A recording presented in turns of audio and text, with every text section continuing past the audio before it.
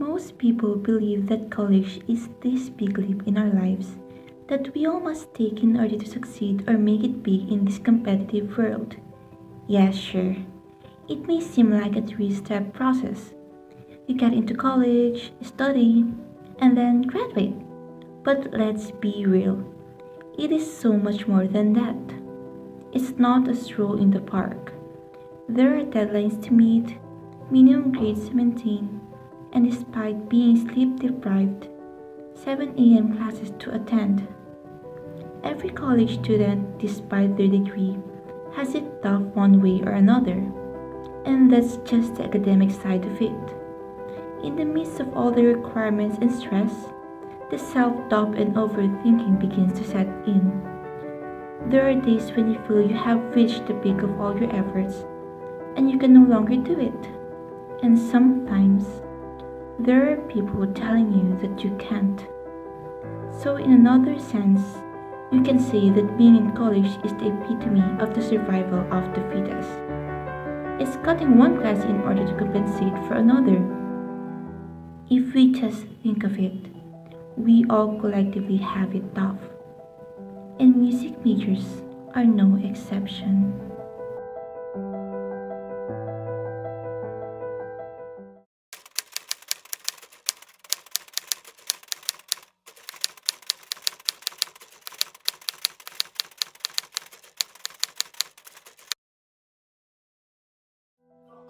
So what's your work after graduating in music?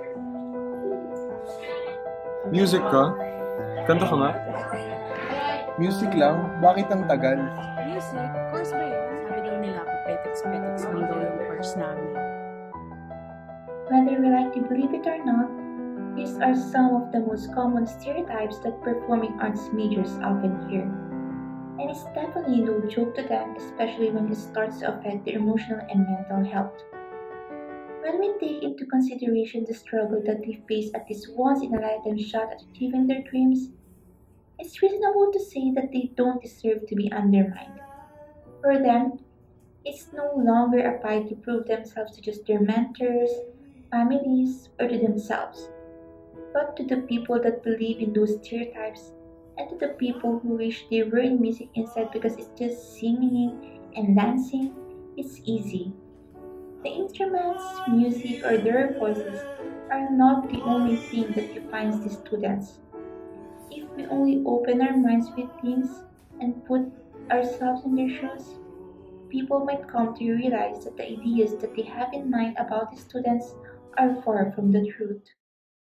My name is CA5-Scriptwriting and I have been in the Conservatory of Music for since I stopped for a year, maybe around almost 6 years. The reason why I actually chose music and not the other typical courses is that I was inspired before my teacher, since I used to take piano lessons before. And then when I see her diploma, that's when I was inspired. Oh, UST, like music. It's like I used to perform, so I thought that maybe if I enter music, I can hone more of my skills and add knowledge to what I already know. For other people, music is just singing and dancing or knowing how to play an instrument, and that's about it. To them, being a music major is child's play and nothing compared to the workload of other courses. It's though as if music majors have it easy, as if having a talent is enough to get them by. But it takes someone majoring in music to know that that's far from the truth. What seems easy to everyone else is considered do or die to music majors. Being able to create music gives them a sense of purpose, and for most of them, they couldn't possibly see themselves doing anything else. Just like how some people dream to be doctors in order to save lives. Music majors dream to be musicians someday in order to evoke their own version of happiness in people's lives. Because as they say, when words fail, music speaks. But anything that's worth it never comes easy. It's always a challenge kasi even, in a place, or I can say even in the industry, not everyone has a career, but I mean not Not everyone has a degree, but they do have a career in music. So it's kind of like a competitive world outside. So syempre, it is also different in this environment. As they always say, there are people who are better than you, and then we have to implant in our minds that there are people who are better than us.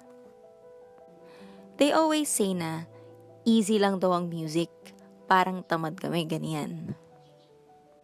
It's not like we step into a stage, we just perform. It takes a lot of preparation, it takes yung emotional preparation, yung physical, our psychological as well. So parang you see a performance and you critique it. Just that easy in one word. Ay, hindi siya magaling.